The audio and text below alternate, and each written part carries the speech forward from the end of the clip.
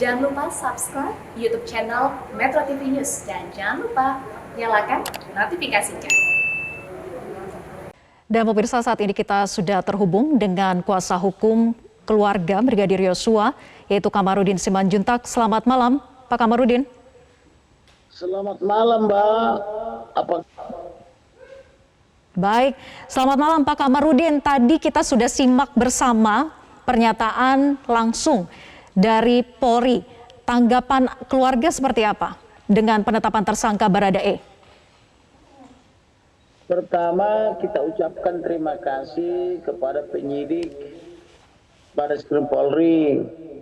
Namun saya jelaskan sesuai undang-undang seharusnya sejak hari pertama pada tanggal 8 Juli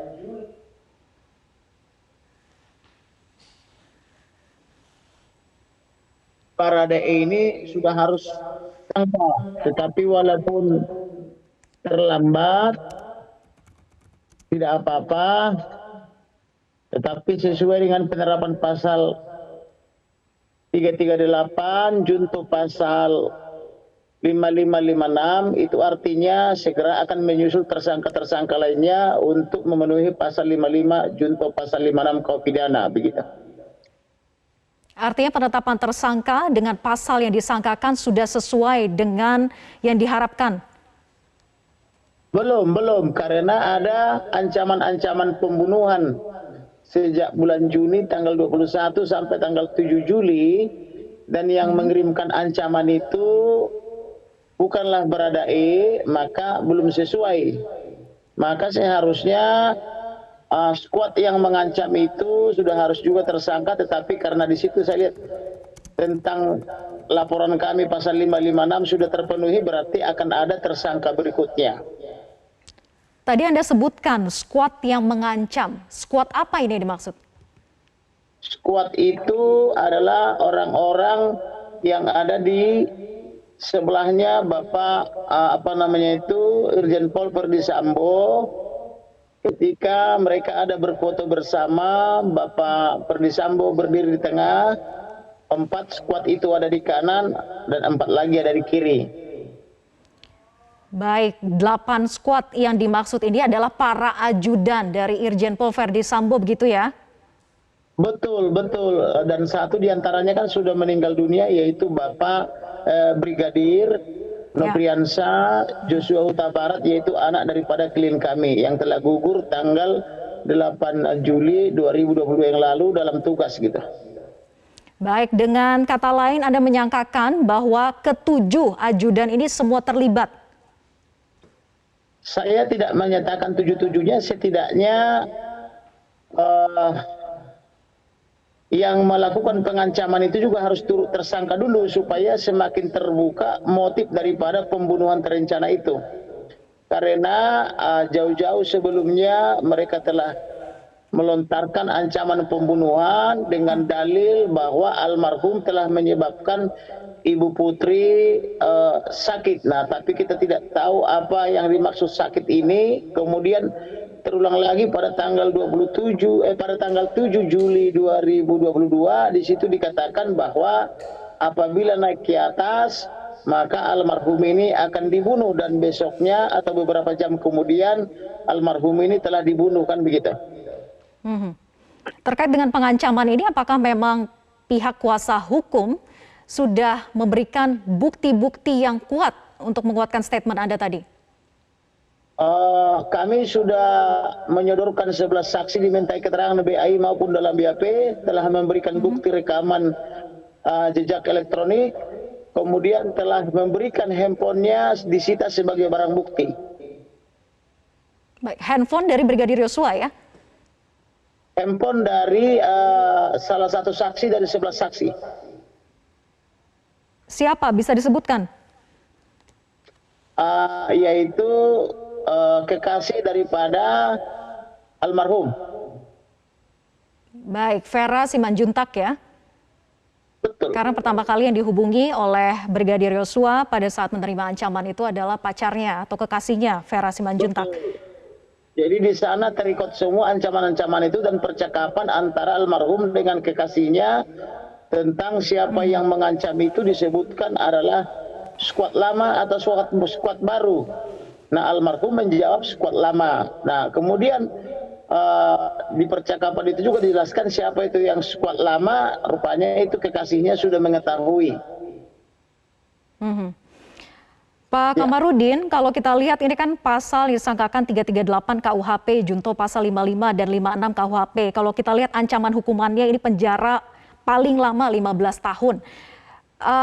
Apakah ini memang sudah sesuai dengan yang diketahui oleh pihak keluarga atau yang diduga oleh pihak keluarga ini adalah pembunuhan berencana?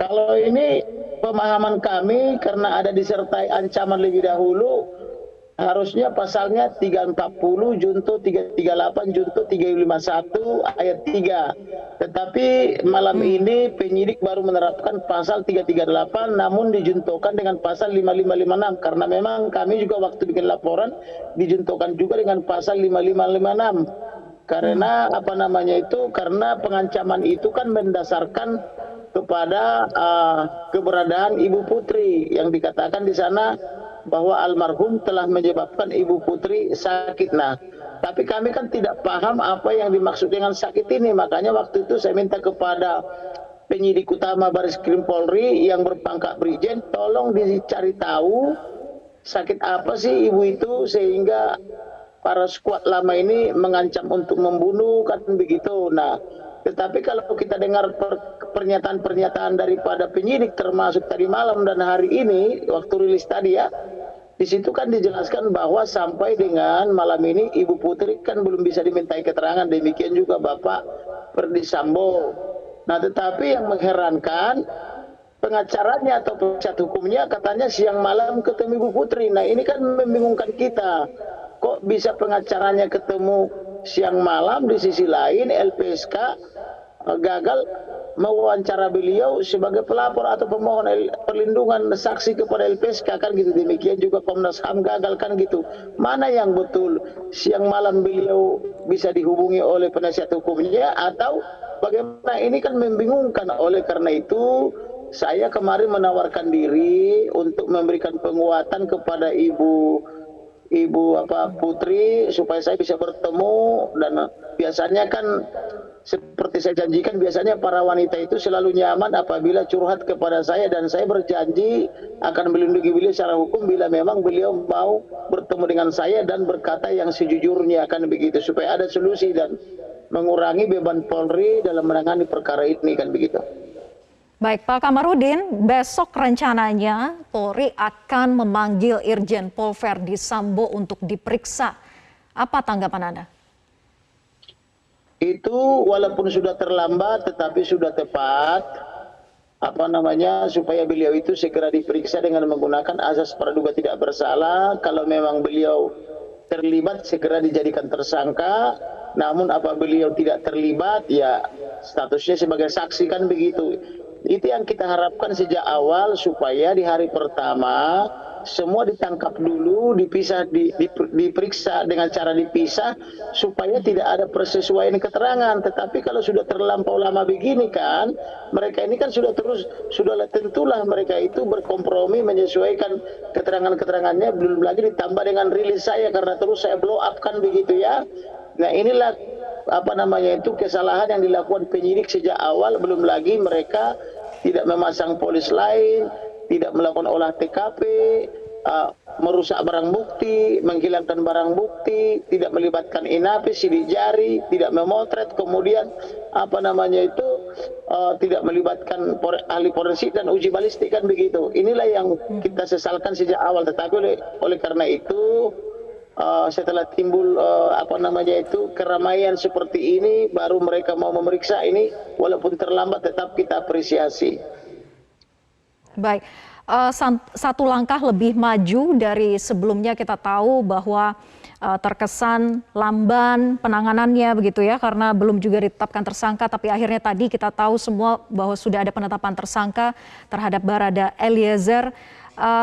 Kemudian terkait dengan istri dari Irjen Pol Ferdi Sambo, Putri Chandrawati, yang dikatakan bahwa sampai dengan saat ini masih mendapatkan pendampingan psikologis. Apa yang Anda minta kepada pihak kepolisian agar dapat segera diperiksa? Apakah misalnya sambil ada pendampingan tapi juga secara paralel adanya pemeriksaan? Saya itu seorang motivator dan juga ahli doktrin ya. Saya punya pengalaman itu karena saya dulu sebelum jadi pengacara saya dulu lama sebagai motivator di bidang marketing dan sales gitu ya. Saya bisa menyemangati orang yang tidak percaya diri menjadi percaya diri, yang berbohong juga bisa ketika saya lihat wajahnya dan saya kasih motivasi bisa menjadi jujur. Oleh karena itu sesuai pengalaman saya menawarkan kepada penyidik supaya saya bisa dipertemukan dengan Ibu Putri. Saya nanti akan mengajak beliau berbicara hati ke hati supaya beliau betul-betul semangat untuk memberi keterangan yang sebenarnya. Kalau memang misalnya beliau tidak terlibat supaya terungkap dengan benar, tapi kalau beliau misalnya terlibat supaya berkata yang sejujurnya apa yang dialami dan didengarkan begitu, daripada timbul polemik. Kasihan institusi Polri terlalu berat bebannya. Oleh karena itu saya betul-betul memohon apabila ada perwira Polri yang bisa menjembatani supaya saya bisa bertemu dengan Ibu Putri, supaya beliau saya motivasi untuk berkata sejujurnya. Bila benar katakan benar, bila tidak katakan tidak, karena lebih daripada itu adalah dusta. Dusta itu berasal dari si jahat, begitu. Baik, Pak Kamarudin, kita ketahui bahwa CCTV awalnya dikatakan rusak, hilang, kemudian sekarang muncul lagi. Bahkan tadi disebutkan dalam konferensi pers bahwa ini merupakan salah satu bukti yang dimiliki oleh pihak kepolisian untuk menetapkan tersangka Baradae. Bagaimana Anda melihat ini? Betul, jadi memang itulah yang saya sebutkan, tindakan penghilangan barang bukti atau merusak barang bukti atau menghalangi penyidikan. Tetapi sampai malam ini penyidik belum menetapkan tersangka siapa yang bertindak sebagai petir, siapa yang bertindak sebagai penghilang atau melucuti dekoder CCTV. Maka seharusnya penyidik malam ini sudah menetapkan juga siapa-siapa itu yang berlaku sebagai petir, siapa-siapa yang berlaku melucuti atau menghilangkan barang bukti. Karena menghilangkan barang bukti dan bertindak sebagai petir dalam tanda petik itu juga dapat dipidana sebagai tindakan menghalang-halangi penyidikan dan atau menghilangkan barang bukti. Uji balistik sudah dilakukan pada 1 Agustus lalu, kemudian kita tahu bahwa otopsi ulang juga sudah dilakukan, namun juga masih menunggu hasilnya nanti gitu ya dalam proses selama 2 minggu. Apakah dengan 2 alat bukti ini sudah cukup menurut Anda bisa menyeret mereka yang memang terlibat dalam kasus kematian dari Brigadir Yosua? Sebenarnya sejak awal ketika saya laporkan atau sebelum saya laporkan pun sebetulnya penyidik itu kan bisa membuat laporan model A, yaitu penyidik mengetahui adanya dugaan tindak pidana karena adanya mati seseorang, yaitu almarhum Brigadir Joshua Huta Barat. Maka penyidik seharusnya bisa membuatkan laporan model A, yaitu penyidik menemukan adanya tindak pidana, tetapi itu tidak dilakukan. Yang dilakukan adalah tindakan-tindakan konyol, yaitu membuat laporan terhadap orang mati. Padahal sesuai pasal 77 KUH pidana, orang mati tidak bisa dimintai pertanggungjawaban. Tetapi seharusnya adalah penyidik membuat laporan model A, walaupun tidak saya laporkan dulu, maka mereka akan mendalami perkara itu. Sekalipun misalnya mengatakan itu adalah alasan untuk pemaaf atau unsur pengampunan, itu kan nanti akan teruji di pengadilan. Tetapi tidak apa-apa lah, kita tidak berbicara mundur lagi. Sekarang sudah saya laporkan, sudah memberikan 11 saksi, sudah memberikan alat bukti surat berupa rekaman elektronik dan barang buktinya pun sudah disita. Maka seharusnya sudah segera dijadikan tersangka Baradae dan kawan-kawan, kan begitu. Belum lagi ini ada riwayat pengancaman yang berturut-turut dari bulan Juni sampai dengan 7 Juli 2022 yang lalu, begitu. Baik, Pak Kamarudin, apakah Anda sudah berkomunikasi langsung dengan pihak keluarga terkait hal ini, terutama kedua orang tua dari Brigadir Yosua? Begitu tadi ada rencana pengumuman tersangka malam ini, saya sudah hubungi mereka, tetapi untuk Samuel Pardede handphonenya tidak aktif, tetapi untuk anaknya yang pertama Mere Yuni sudah saya informasikan, kepada Rohani juga tantenya almarhum sudah saya informasikan, demikian juga kepada saksi lainnya. Mudah-mudahan mereka mengikuti perkembangan ini, begitu. Ya, komentarnya apa Pak dengan sudah ditetapkannya sebagai tersangka kemudian sudah ditahan juga malam ini? Belum ada komentar, tetapi sebelum tadi diumumkan tersangkanya, mereka tetap bulat mendukung kita untuk berjuang mendapatkan keadilan. Mudah-mudahan apa yang kita perjuangkan selama ini dan kita doakan bersama-sama bisa menguatkan penyidik untuk membuka perkara ini sehingga tidak terlalu membebani institusi Polri. Biar bagaimanapun Polri ini harus kita bangun menjadi lembaga yang sangat kredibel dan kompeten supaya lembaga ini betul-betul punya marwah dan punya wibawa sehingga tepat dengan semboyannya sebagai lembaga pelindung, pengayom dan pelayan masyarakat sesuai amanat konstitusi, juga sesuai Undang-Undang Nomor 2 Tahun 2002 tentang kepolisian, sesuai dengan hukum acara Undang-Undang Nomor 8 Tahun 1981 tentang KUHP, junto peraturan Kapolri tentang manajemen penyidikan begitu. Baik, kita nantikan bersama perkembangan kasus ini, khususnya adalah pemeriksaan terhadap saksi kunci. Salah satunya Irjen Pol Verdi Sambo yang akan dilakukan esok. Terima kasih Pak Kamarudin Simanjuntak, kuasa hukum keluarga Brigadir Yosua, sudah bergabung bersama kami di Breaking News Metro TV. Selamat malam.